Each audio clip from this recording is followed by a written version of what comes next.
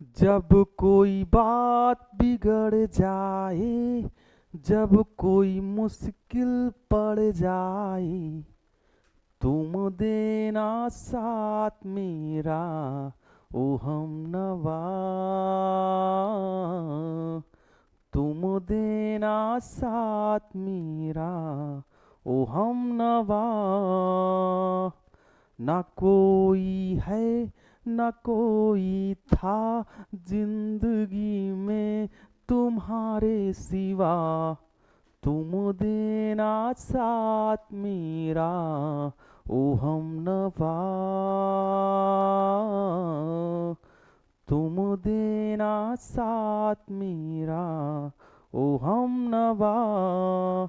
हो चांदनी जब तक रात देता है हर कोई साथ, तुम मगर अंधेरों में ना छोड़ना मेरा हाथ। ना कोई है, ना कोई था जिंदगी में तुम्हारे सिवा। तुम देना साथ मेरा, ओ हम नवा। हेलो प्यारे दोस्तों, welcome to NKS learning campus. Welcome to NKS learning campus. जैसा कि आपको भी पता है, जॉन गाल्सवर्दी पढ़ा रहा हूँ। क्या पढ़ा रहा हूँ आपको? जॉन गाल्सवर्दी बहुत ही फेमस रहे हैं अपने समय में। ये ड्रामा के लिए जाने जाते हैं। किसके लिए जाने जाते हैं? ड्रामा के लिए। तो आप पहली बात तो याद रखना है, चारों राइटरों का जन्म तिथि आपको आना चाहिए। आपसे पूछा जाता है पहला क्वेश्चन कि जॉन गाल्सवर्दी का जन्म कब हुआ था? 1867 में हुआ था और इनकी मौत 1933 में हो गई थी। ये 20वीं शताब्दी के प्ले राइट हैं। कौन सी शताब्दी के? 20वीं शताब्दी की। याद रखना है इस बात को। और कुछ पूछा जाता है तो ये भी याद रखेंगे। अगर आज ये जाने जाते हैं तो इनका एक ट्रायलॉजी आया था, नॉवेल का सीरीज था, समझ गए? इनका एक प्रथम ट्रायलॉजी था, द्वितीय ट्रायलॉजी था, थर्ड।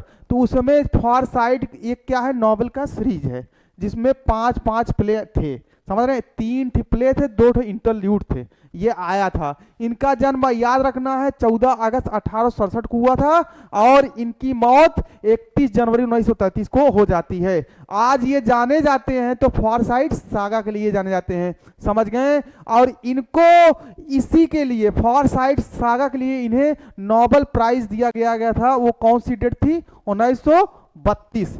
याद रखना इस बात को। बाकी तो आपको मैं ये बता ही दिया हूं कि भैया जन्म इनका 14 अगस्त 1867 को हुआ था। कहां हुआ था? कि थेम्स नदी थी, उसी के ऊपर एक किंगस्टन नाम का कोई शहर या गांव था, वहीं पे हुआ था। याद रखना है, जो कि यूनाइटेड किंगडम में पड़ता है, समझ गए? अगर मौत की बात किया जाए तो 31 जनवरी 1933 को मौत हो गई थी। कहां हुई थी? लंदन और इंग्लैंड में, जो यूनाइटेड किंगडम में पड़ता है दोस्त। याद रखना है। इनके माता पिता की बात किया जाए तो इनके माता पिता जॉन गाल्सवर्दी थे और माता कौन थी? ब्लैंची बैली थी। याद रखना है इस बात को। इनके भाई बहन की बात किया जाए तो ये सामने आपका है, अडा नेमसिस, पैटरसन कूपर, 1905। ये सब वहीं से बिलोंग करते हैं, इनके भाई बहन है। शिक्षा की बात किया जाए बाबू, इन्होंने हारो में शिक्षा प्राप्त किया और न्यू कॉलेज जो ऑक्सफोर्ड की शाखा है उसमें इन्होंने शिक्षा प्राप्त की। और इन्होंने कौन सी डिग्री उसमें ली थी? लॉ की डिग्री ली थी, जो आज आप अपने देश में एलएलबी के रूप में जानते हैं, समझ गए? आगे कुछ बातें, कुछ महत्वपूर्ण फैक्ट मैंने सब बता दिया था, ये सब बताया था। मैं दोबारा रिवीजन कर रहा हूं ताकि आपको याद हो जाए। देखो भाई, एग्जाम आपका है, मेहनत मैं कर रहा हूं, समझ रहे हो? एग्जाम आपका है, मेहनत मैं कर रहा हूं कि भाई ये याद रखना है कि जॉन गाल्सवर्दी आज अगर जाने जाते हैं तो इंग्लिश नॉवलिस्ट, इंग्लिश उपन्यासकार और नाटककार, प्लेराइट के रूप में जाने जाते हैं, समझ गए? इनका जो प्ले था सिल्वर बॉक्स आया था, पहला ही प्ले 1906 में आया था, फेमस हो गया था। प्लेराइट में भी अच्छा खासा नाम कमाए और नॉवलिस्ट में तो भैया नोबेल प्राइज पाए थे 1932 में। याद रखना है। और ये बहुत ही 20वीं शताब्दी के बहुत ही फेमस प्लेराइट नॉवलिस्ट रह चुके हैं। याद रखना है। और ये बहुत अच्छे खासे परिवार से बिलोंग करते थे, गरीब परिवार से बिलोंग नहीं करते थे। इनका परिवार कहीं ना कहीं एक बिजनेस चलाता था। क्या चलता था? बिजनेस। तो अच्छी खासी रकम आ जाती थी। इनको कभी भी बचपन में गरीबी नहीं देखना पड़ा। कहने का मतलब सोने का चम्मच लेके पैदा हुए थे। आप जैसे आप याद रखिए, हमारे जवाहरलाल नेहरू को क्या कहा जाता है, अमीर घर से पैदा हुआ थे, ये तो गोल्ड स्पून या सोने का चम्मच लेके पैदा हुए थे। कौन? जॉन गाल्सवर्दी, याद रखना है। अमीर के घरे में पैदा हुए थे और अच्छा खासा नाम भी कमाए थे। कभी कभी अमीरों के घर भी ऐसे बंदे आ जाते हैं जो नाम कमाते हैं, और गरीब के घर पैदा होते हैं, गरीबी में मर जाते हैं लेकिन नाम नहीं कमाते।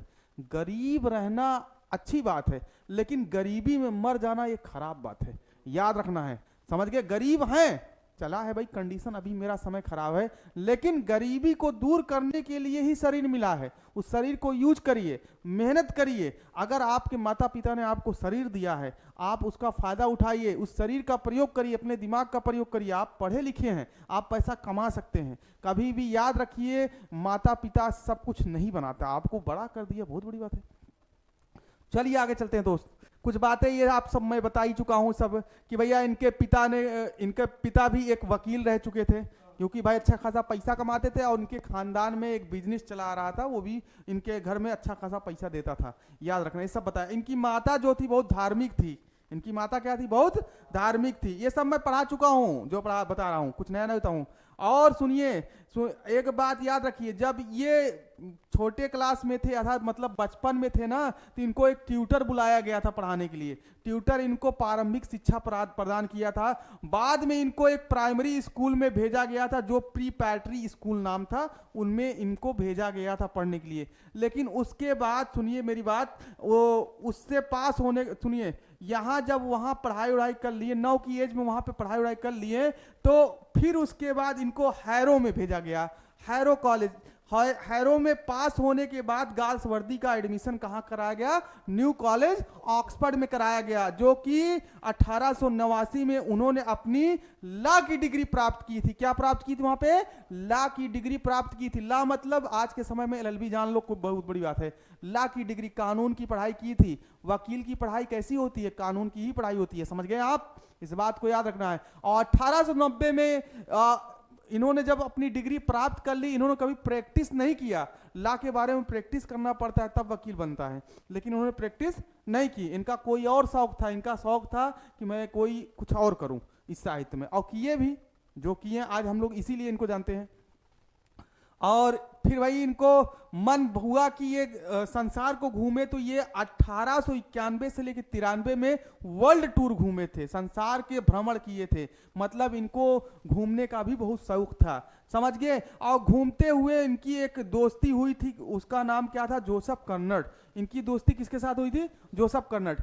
कहने का मतलब, जैसी दोस्ती करोगे वैसा ही तुम्हारे साथ भी होगा। हम ये जिसके साथ दोस्ती किए थे, ये बंदा नॉवलिस्ट था, ये बहुत ही फेमस रह चुका है, नेट का राइटर है, याद रखना है। और इसके साथ जब दोस्ती किए तो इनका भी मन हुआ, कौन? हमारे जॉन गाल्सवर्दी का, कि मैं भी कुछ लिखूं, मैं भी कुछ लिखूं। इसलिए इसके साथ ये भी लिखने लगे, याद रखना। लेकिन शुरू के प्ले, इनको डर था कि मेरे प्ले को लिखने से पहले कोई क्रिटिसाइज ना किए, इसलिए उन्होंने अपना नाम बदल के लिखा, सिंह जॉन नाम पे लिखा है वर्क, याद रखना। किस डर से? क्रिटिसिज्म के डर से, याद रखना। फिर आगे 1895 में जॉन गाल्सवर्दी भी लिखना शुरू कर दिए। कब? जब जोसेफ कर्नट के साथ उनकी जब दोस्ती हुई, तो उसका प्रभाव उनके ऊपर पड़ा कि लिखने से ही इंसान की सबसे बड़ी पावर होती है। वो समझे, राइटिंग का मतलब समझे, कि इसे लोगों को याद किया जाता है। ये वकील भले बन जाते हैं, लोग कोई याद नहीं करता, लेकिन ये राइटिंग में जिंदगी भर याद किया जाऊंगा, इसलिए उन्होंने लिखना स्टार्ट किया। उन्होंने अपने सारे फेमस वर्क दिए हैं लिख करके, आपको पता है। 1895 में जॉन गाल्सवर्दी ने लिखना शुरू किया। 1895 में जॉन गाल्सवर्दी का एक अफेयर चला था, एक रिलेशनशिप था, उनकी ही कजिन की वाइफ थी, समझ गए? उसका नाम क्या था? याद रखना, उनकी कजिन की वाइफ क्या नाम था बताइए? मैं नाम जानता हूं कि नहीं, हाँ, नेमेसिस पियर्सन।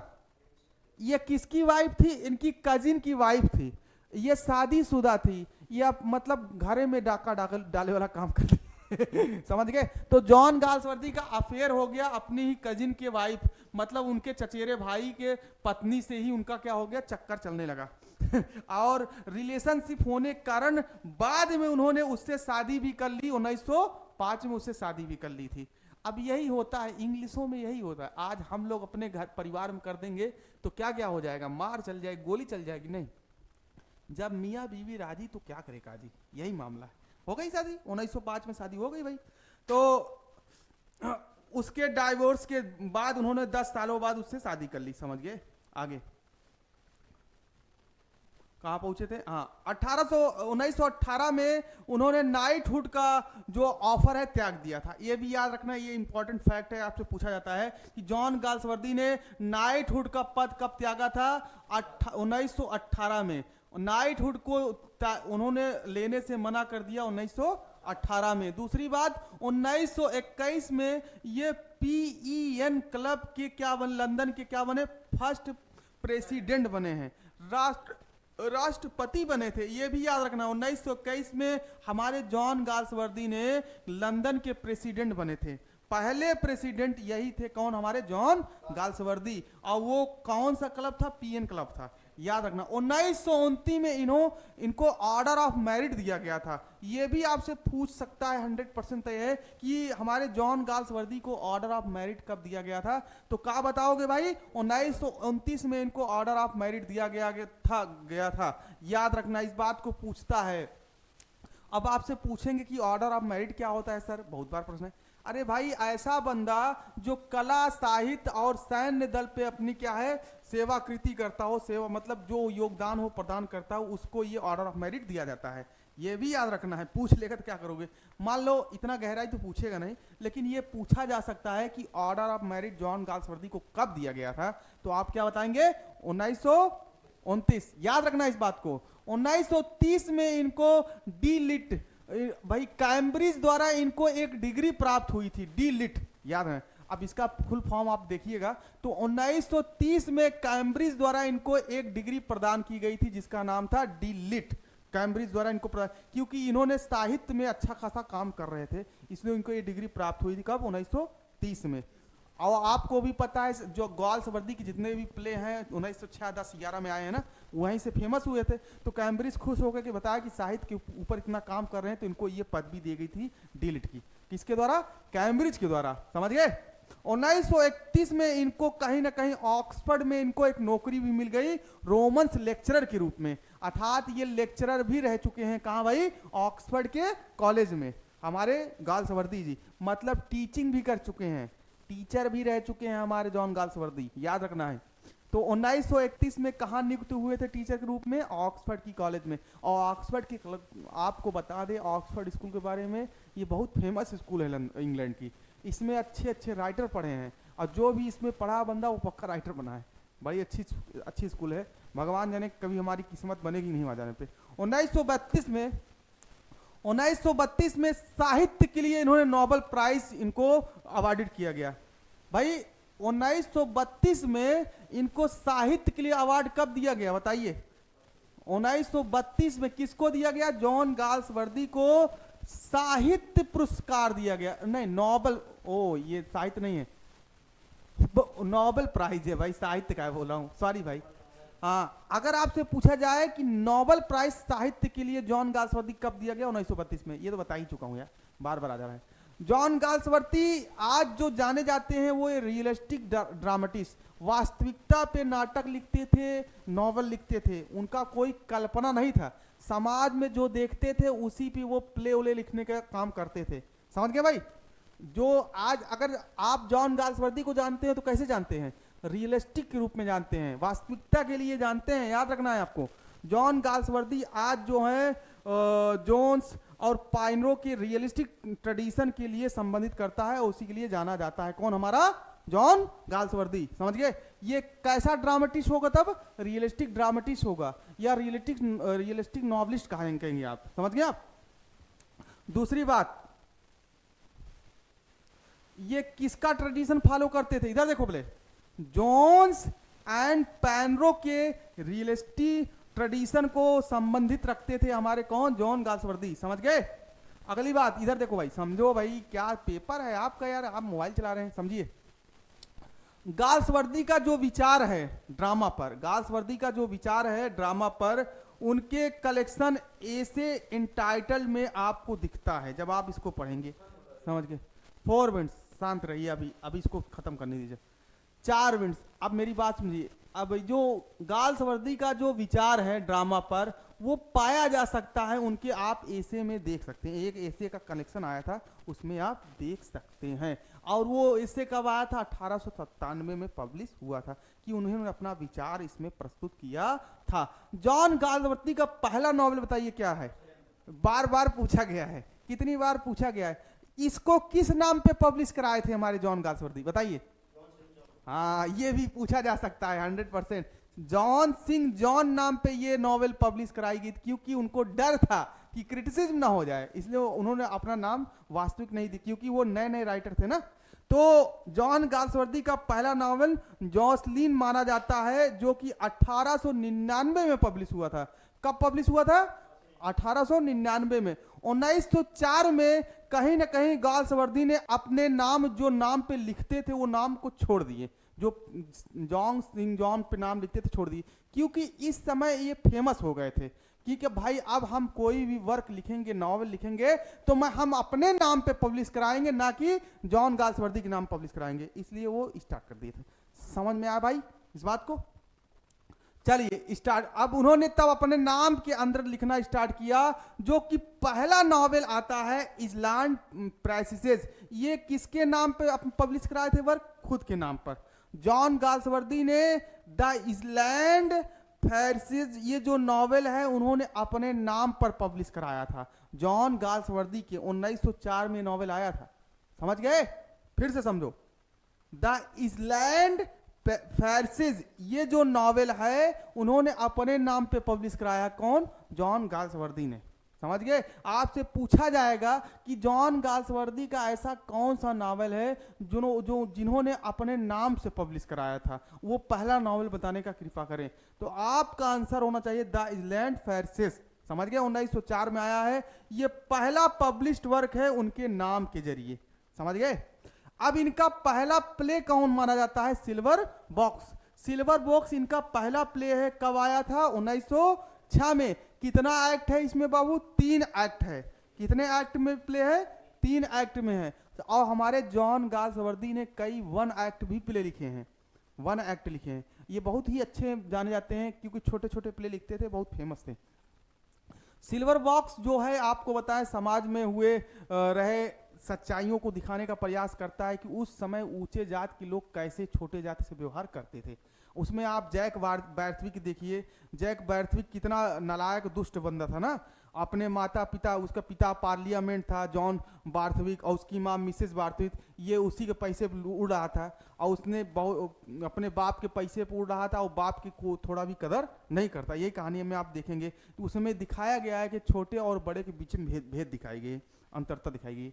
तो जॉन, ये याद रखनी है, सिल्वर बॉक्स 1906 में आया था, और ये पहला प्ले माना जाता है गाल्सवर्दी ने जो इसको लिखा था। और इसको लिखते ही ये बंदा क्या हो गया था, फेमस हो गया था, ये फेमस हो गए। इनका पहला ही प्ले फेमस हो गया जॉन गाल्सवर्दी का। पहली बात याद रखना है, फारसाइट सागा इनका जो है, ये क्या है, ये कलेक्शन है नॉवेल्स का, क्या है, एक कलेक्शन है, ट्रायलॉजी है बाबू, 5-5 का बन के आया है, जिसमें से 3 नॉवेल है, 2 इंटरल्यूड है। याद रखना है, समझ गए? इस बात को याद रखना है। 1922 में आया था ये द फारसाइट फैमिली की कहानी है। समझ गए? अब ये देखिए, गाल्सवर्दी ने कहीं ना कहीं अपने जो प्ले में अधिकतर प्रॉब्लम प्ले की थीम दिखाई है। प्रॉब्लम प्ले किसे कहते हैं भाई, बताया नहीं हूं? प्रॉब्लम प्ले उसे कहते हैं, कहीं ना कहीं याद रखना, जो समाज के मुद्दे, राजनीतिक मुद्दे को डील करता हुआ जो वर्क होता है वो प्रॉब्लम प्ले होता है। वास्तविकता को, रियलिस्टिक को दिखाने का प्रयास करता है। इस बात को याद रखेंगे। आगे चलते हैं दोस्त, कुछ बातें। अब कुछ वर्क की बात किया जाए। जॉन गाल्सवर्दी के कुछ फेमस वर्क हैं जो आपको जानना है। देखिए भाई, इनके जो बहुत ही प्रसिद्ध फेमस वर्क हैं, जो सिंह जॉन नाम पे पब्लिश हुए हैं। किसके नाम पे? जॉन सिंह जॉन, इसके नाम पे, क्योंकि ये पहले का, पीजियूडियन मतलब जो पहले का नाम था, उस नाम पे पब्लिश कराने वाले वर्क यही हैं। समझ गए? ये क्यों इस नाम पे पब्लिश करते थे गाल्सवर्दी, मैंने बताया ना, वो क्रिटिसिज्म में डरते थे। याद रखना है। पहला जो नॉवेल आता है, नॉवेल है कि प्ले है, वर्क दिया है, वर्क है, नॉवेल ही मान लीजिए, नॉवेल है ये, समझ लीजिए। पहला इनका आता है फ्रॉम द 4 विंड्स, 1897 में आया है। किस नाम पे पब्लिश हुआ था? सिंह जॉन पे। दूसरा ए मैन ऑफ डेवन 1901 में आया था, किस नाम पे पब्लिश हुआ था? सिंह जॉन पे। दूसरा ए नाइट 1901 में आया था, किस नाम पे पब्लिश हुआ था? सिंह जॉन पे। साइलेंस 1901 में आया था, किस नाम पे पब्लिश हुआ था? Singh John. Salvation of A far side ये किस नाम पे आया था? 1901 में आया था, सिंह जॉन पे आया था। अब कुछ प्ले भी लिखे हैं, वन एक्ट प्ले हैं। ये कैसे प्ले हैं? One act. इसमें 4-5 एक्ट नहीं है, वन ही एक्ट है, मतलब एक ही एक्ट में कहानी खत्म। समझ गए? आगे जैसे पहला प्ले आता है इनका द लिटिल ड्रीम 1921 में आया, ये वन एक्ट का प्ले है और इसको भी सिंह जॉन नाम पे पब्लिश कराया है, याद रखना। The first and the last 1921 में आया, ये भी सिंह जॉन नाम पर पब्लिश कराया गया वर्क है। डिफीट 1921 में आया, ये भी सिंह जॉन नाम पर पब्लिश कराया हुआ वर्क है। हाल मार्क्ड आया था 1921 में, इसको भी सिंह जॉन नाम पे पब्लिश कराया हुआ वर्क है। लिटिल मैन आया था 1921 में, इसको भी सिंह जॉन नाम पर पब्लिश कराया हुआ वर्क है। पंच एंड गो आया था 1921 में, इसको भी सिंह जॉन नाम पे पब्लिश कराया हुआ वर्क है। और सन आया था, ये भी वन एक्ट। आपसे पूछा जाएगा सन कैसा प्ले है? वन एक्ट प्ले है जॉन गाल्सवर्दी का, ये 1921 में आया था। समझ गए आप इस बात को? अब कुछ नॉवेल्स की बात किया जाए, इनका सबसे पहला नॉवेल आता है जॉसलीन, समझ गए? इसको सिंह जॉन नाम पे पब्लिश कराया था, किस नाम पे? सिंह जॉन पे। ये कब आया था नॉवेल? 1899 में। याद करो यार, हमारा काम नहीं है, पेपर तुम्हारा है, याद तुम्हें करना है। नहीं याद करोगे तो तुम परीक्षा में गड़बड़ाओगे। तो जॉसलीन कैसा नॉवेल है? पहला नॉवेल है हमारे जॉन गाल्सवर्दी का, जो 1899 में आया था। दूसरा विल्ला रूबिन, ये 1900 में आया था, ये भी सिंह जॉन नाम पे पब्लिश हुआ वर्क है। फिर ये अपने नाम पे वर्क पब्लिश कराने लगे थे और आपके सामने ये वर्क है द इस्लैंड पैरिसेस, ये जो है इनके नाम पर पब्लिश हुआ वर्क है और ये 1904 में आया था। कब आया था? 1904 में। इसको जॉन गाल्सवर्दी नाम पे पब्लिश किया गया ये वर्क है, याद रखेंगे आप इस बात को। और उसके बाद आया था फर्टेंटी, 1909 में आया था। और ये अब ये जितने भी वर्क लिखेंगे अपने नाम पे पब्लिश कराएंगे। किस पे पब्लिश कराएंगे? अपने नाम पे पब्लिश कराएंगे। द डार्क फ्लावर, ये भी नॉवेल है, 1913 में आया था, सब नाम पे पब्लिश हुए वर्क हैं। और फ्रीलैंड्स 1915 में आया, ये भी नाम पे पब्लिश कराया हुआ वर्क है। और बियॉन्ड 1917 में आया था, ये भी उनके अपने ही नाम पे पब्लिश कराया हुआ वर्क है। और बियॉन्ड क्वेश्चन आ चुका है टीजीटी में, बार बार बताया हूं, पूछा गया है बियॉन्ड किसका वर्क है? जो जॉन गाल्सवर्दी का है, 1917 में आया था। ये क्या है पहले बताओ? ये क्या है? ये नॉवेल है। ये क्या है? नॉवेल है, याद रखना इस बात को। अवेकिंग जो है ये भी नॉवेल है, 1921 में आया, जॉन गाल्सवर्दी ने अपने नाम पे पब्लिश किया।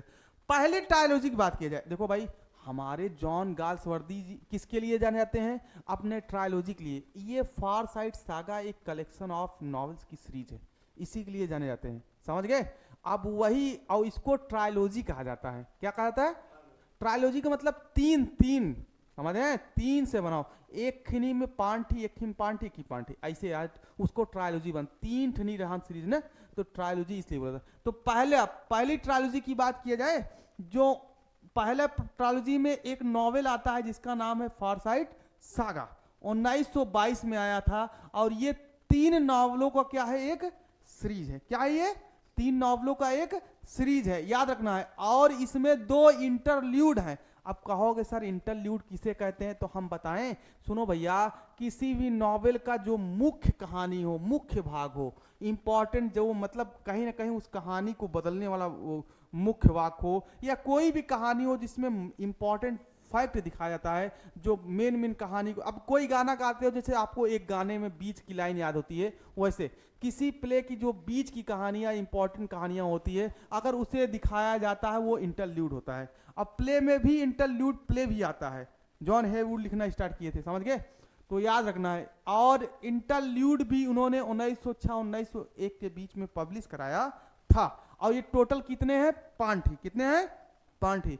पहला आता है novel the man of property. क्या आता है इसमें? पहला नॉवेल है द मैन ऑफ प्रॉपर्टी, ये 1906 में आया था, ये एक नॉवेल है, समझ गए? दूसरा आता है Indian summer of A far side, ये इंटरल्यूड है, कब आया था? 1918 में। दूसरा है इन क्लैंसरी, ये 1920 में, इन चैंसरी है भाई, इन चैंसरी, ये 1920 में आया था, ये भी आपका नॉवेल है। अवेकिंग 1920 में आया, ये भी नॉवेल है। टू लेट, ये भी आपका नॉवेल है, 1921 में आया है। याद रखेंगे भाई, समझ गए आप? इसको याद रखेंगे नहीं? आप याद रखेंगे ना?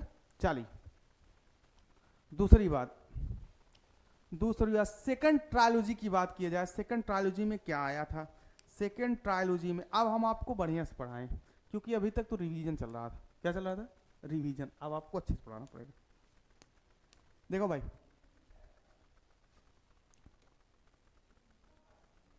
सेकेंड ट्रायलॉजी की बात किया जाए, ये फारसाइट सागा का ही क्या है, सीक्वल माना जाता है। जैसे आपने पैराडाइज लॉस्ट पढ़ा है, उसका सीक्वल पैराडाइज रीगेंड माना जाता है ना, वैसे ये फर्स्ट ट्रायलॉजी का क्या है, ये सीक्वल है, याद रखना। इसमें इनका जो पहला वर्क है क्या है, modern comedy.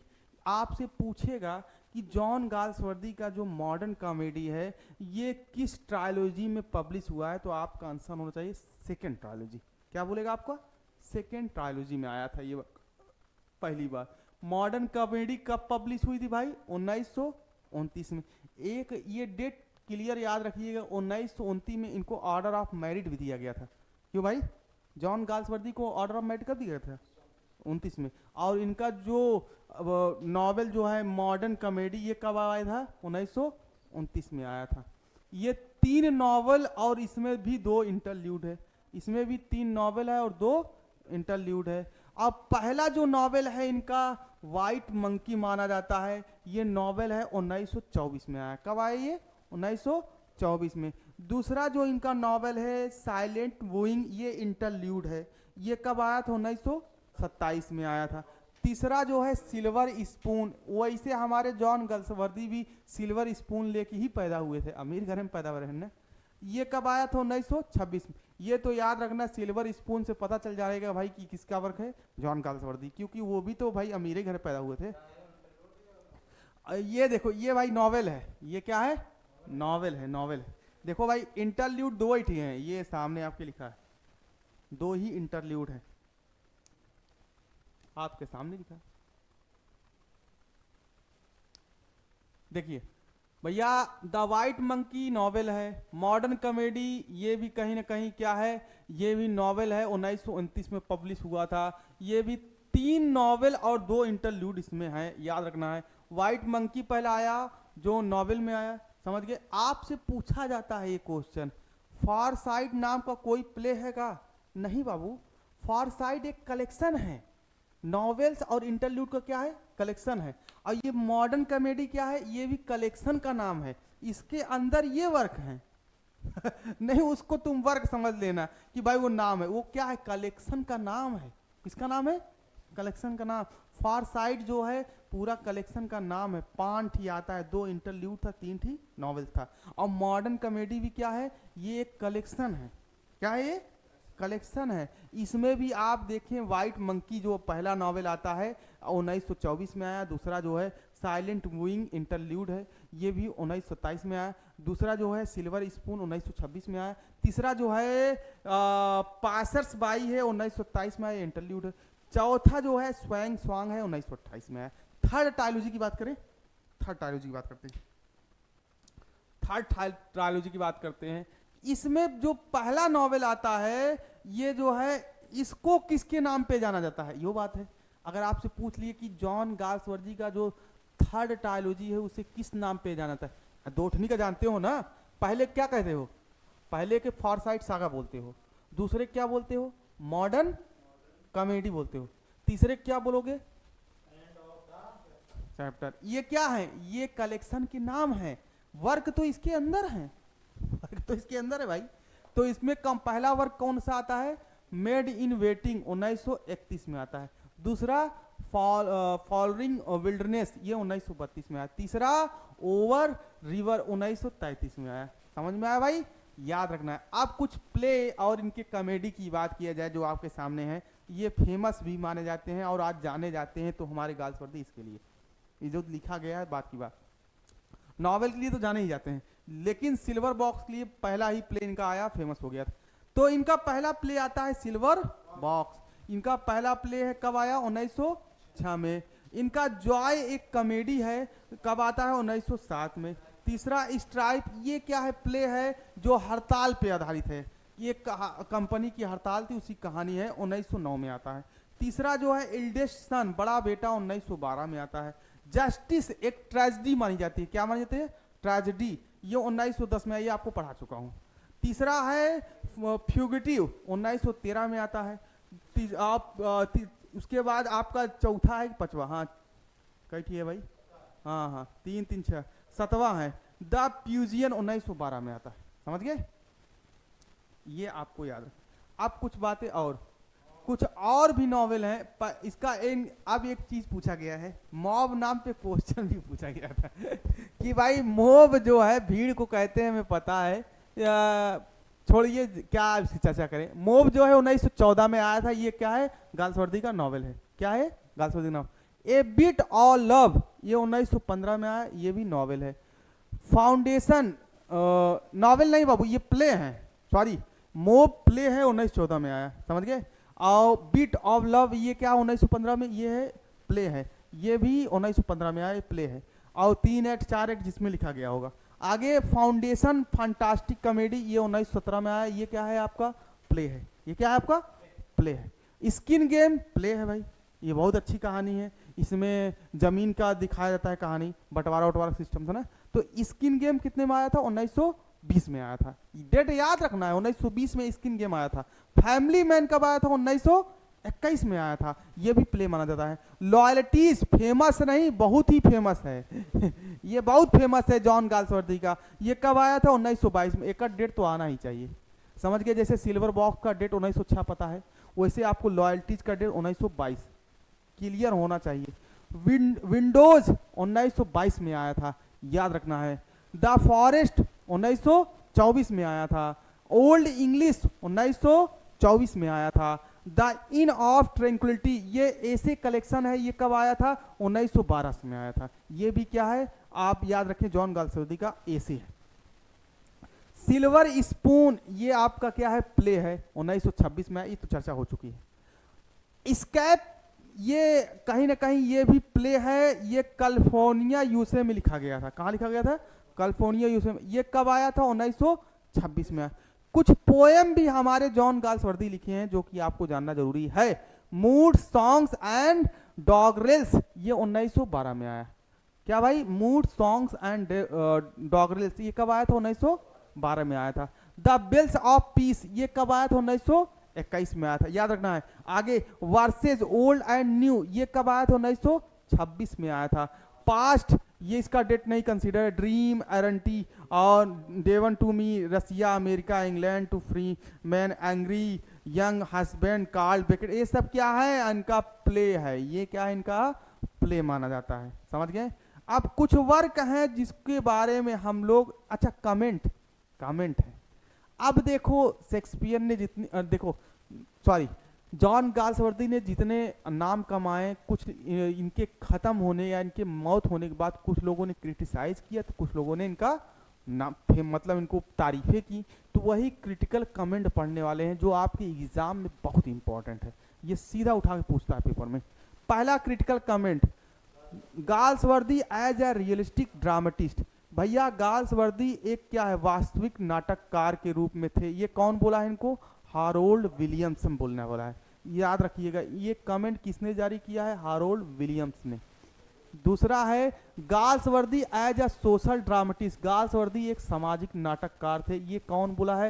F B millet ने बोला है, याद रखना है।